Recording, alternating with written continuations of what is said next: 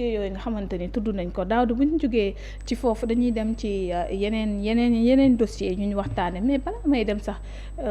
assemblée dafa am coow lu ñëw élection yi locales yi convocation corps électoral bi dafa mel ni tey ji yeex bu mu yeex am na ñu ci sous-entendre que ni boo moywul président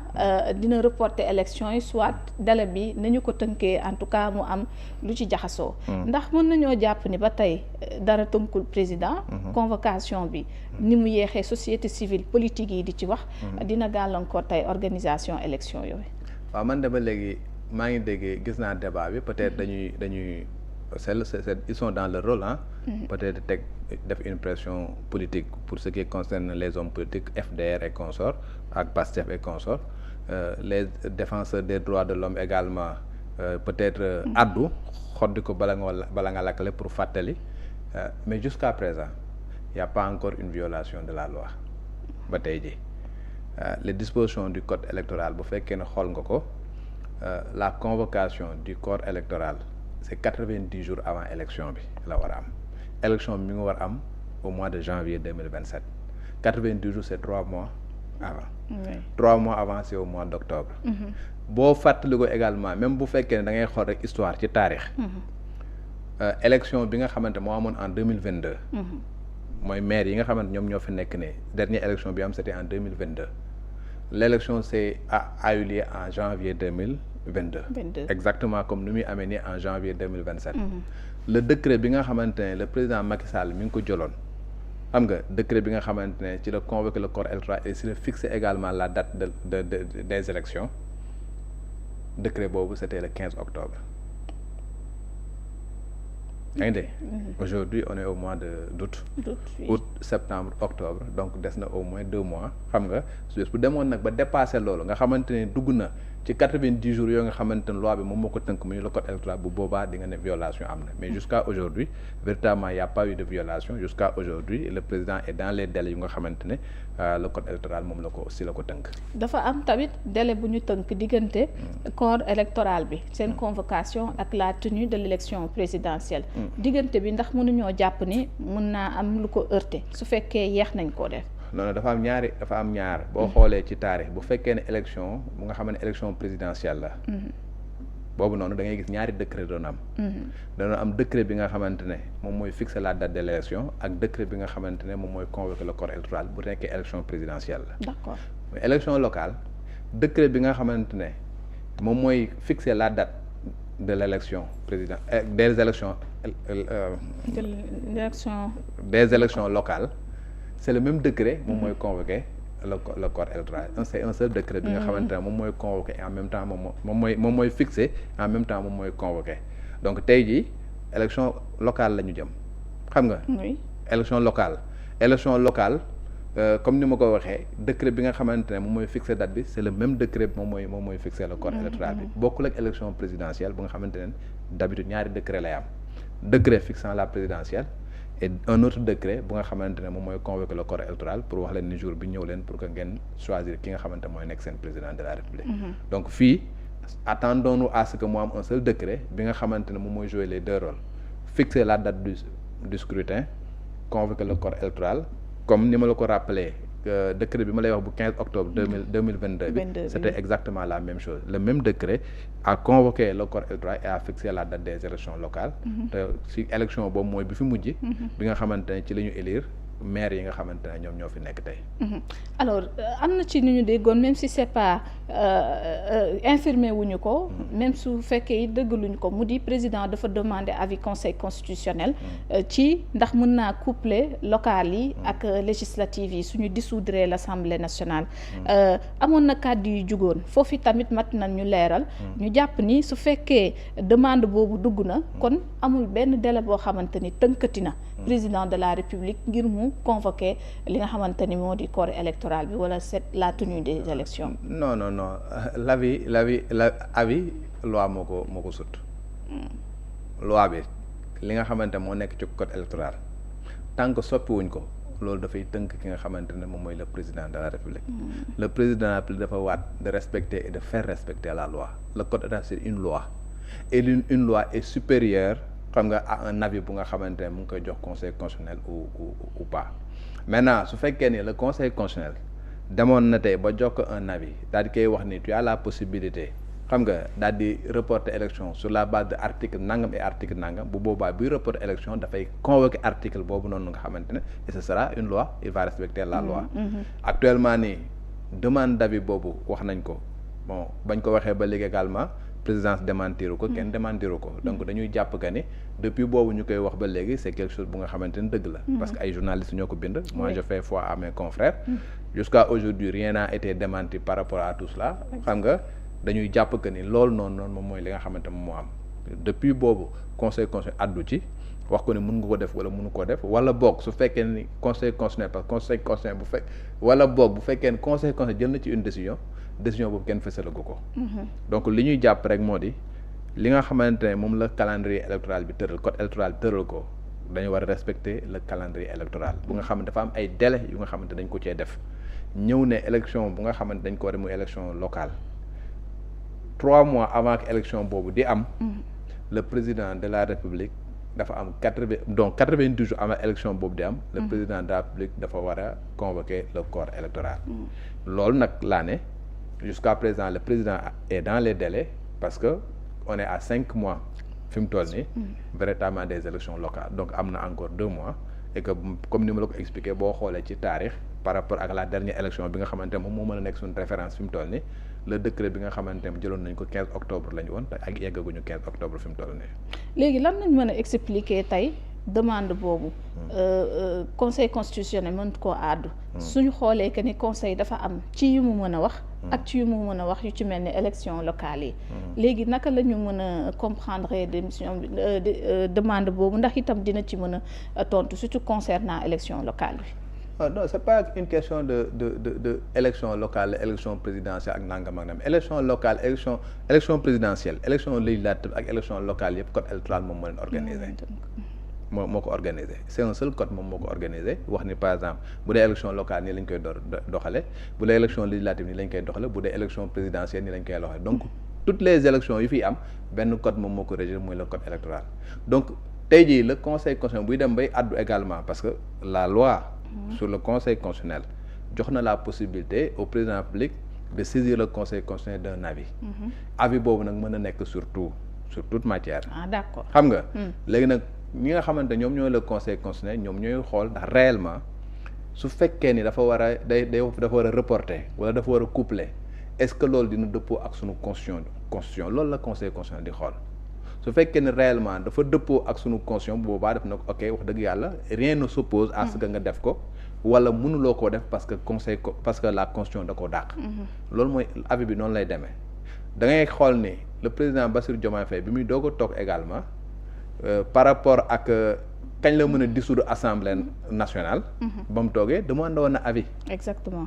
dissolution de l'assemblée nationale tey jii boo xoolee c'était une interprétation de la constitution du Sénégal li mu bëggoon a xam mooy délai bi kañ lay commencer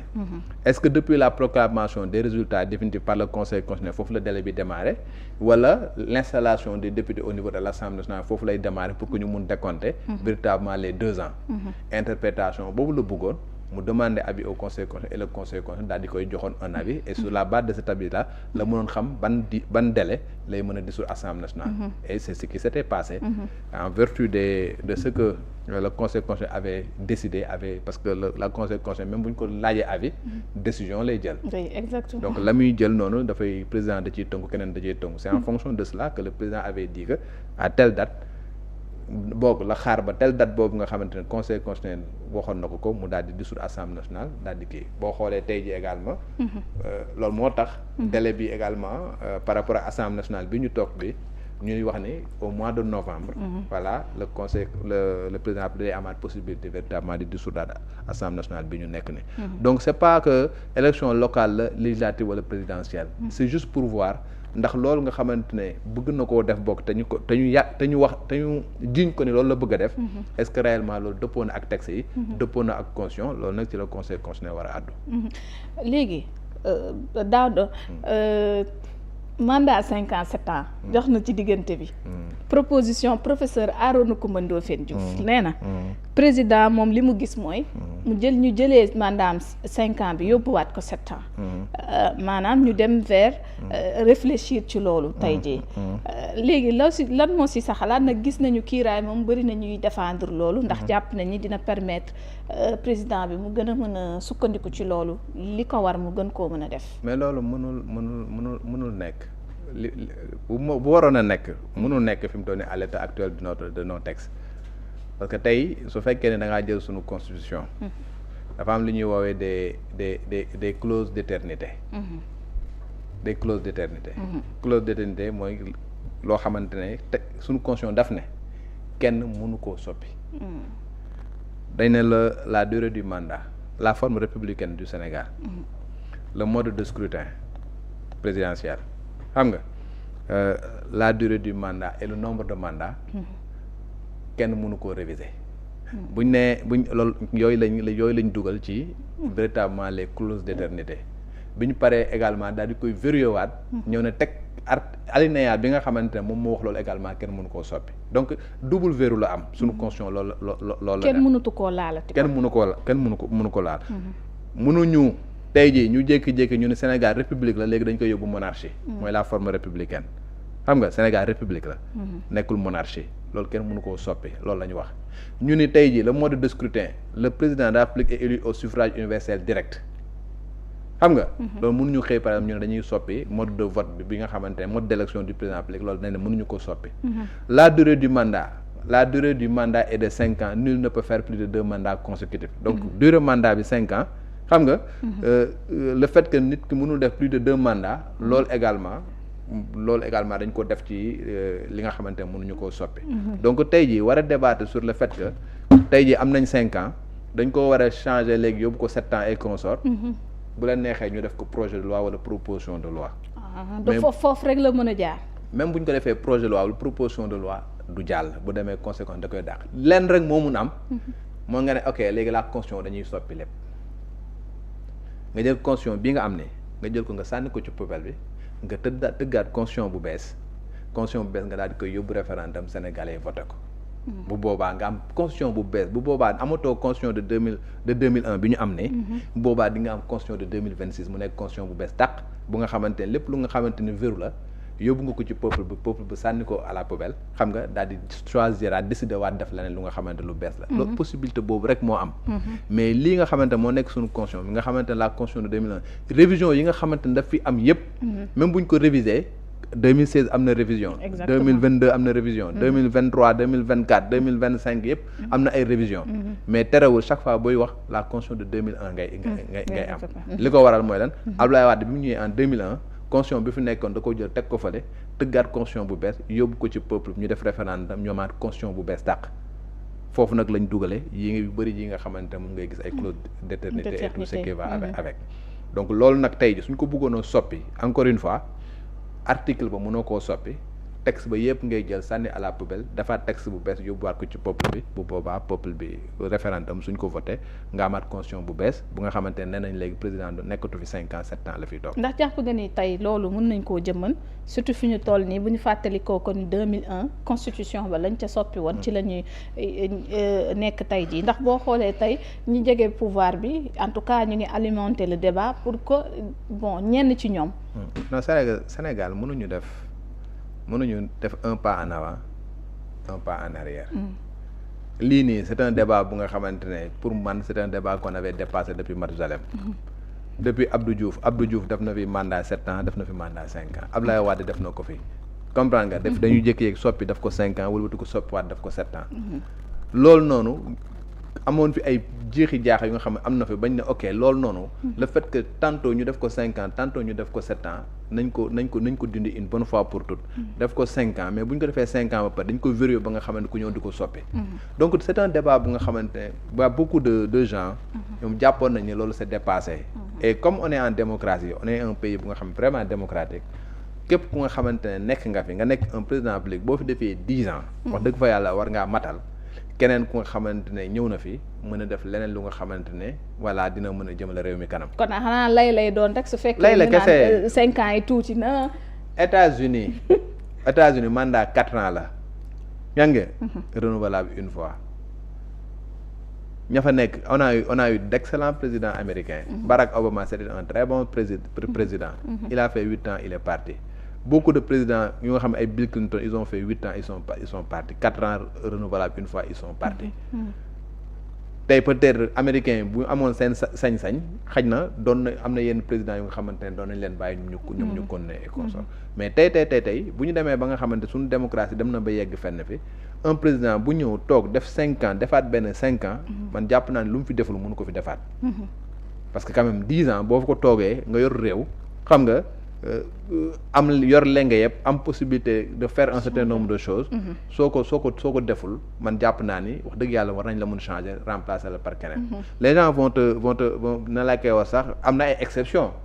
règle boo gis am na ay exceptions les gens vont te parler de Paul Kagame xam nga les gens vont te parler d'autres personnes ñu nga xamante ne ils ont duré ci loolu mais toujours est-il que foofu yi nga jël sax que ni véritablement dañoo def lu baax soo xoolee boo xool fu ñu defee lu baax am na inconvénient bu nga xamante ne mu ngi fa bu nga xamante ne dañ coo dutul baaraam donc affaire bi c'est simple dépassé woon nañ ko sénégalais yi jàpp nañ ne le président public 5 ans la war am renouvelable une fois parce que ñoom ñoo ko voté ci référendum def ko suñu constitution voté les clauses d'éternité jàpp naa ni tey un débat politique wala fexe ba nga xamante ne le président mu am un temps supplémentaire pour peut-être def yenn un certain nombre de choses mais ne demander un autre mandat su fekkee ne pour le président Bassirou Diomaye Faye la ndax jàpp ni ne soppite bi mooy gën a doon sécurité non pas sécurité aujourd'hui peut-être voilà def nga 2 ans yu nga xamante ne xaj na defoo fi dara sur les 2 ans yaa mbiccoo mbaalo dette cachée politique bi nangam ak nangam bon on a perdu 2 ans il te reste encore disons 3 ans 2 ans ak année électorale léegi nag si le diir bi ci des war na Sénégalais yi loo xamante ne xam nga dañ la mën a élire pour un autre mandat de 5 ans su fekkee ni nag loo wax dëgg yàlla waroo fi Sénégalais yi loolu ils ont bel et bien le droit les Sénégalais ñu changer la fi jël keneen ko nga xam am nañ ci moom yaakaar que ne bu ñëwee en 5 ans mën na fi def lu nga xamante Sénégal nañ ci teg seen bët mais man jàpp naa ne un président public bu ñëw ñu leen ko 5 ans mu am lu mu fi jot a def bañ am ci moom confiance joxaat ko 5 ans supplémentaires mu toog 10 ans lu mu fi deful xam nga jàpp naa ne boo fi bàyyoon 40 ans tamit du tax mu def ko voilà parce que ñi fi toog def fi ay 40 ans ki nangam ak nangam également boo ko xoolee boo xool xam nga defuñu fi lu nga xamante ne mën nañu wax ni voilà loolu mënoon na tax ñu bàyyi leen fi ad vitam aeternam man loolu laa jàpp puisque loolu lañ doon wax ku ci toog taaye sa constitution ba mu kii rek mu jot la donc mooy débat bi nga xamante ni moom la ñu yëkkati woon entre temps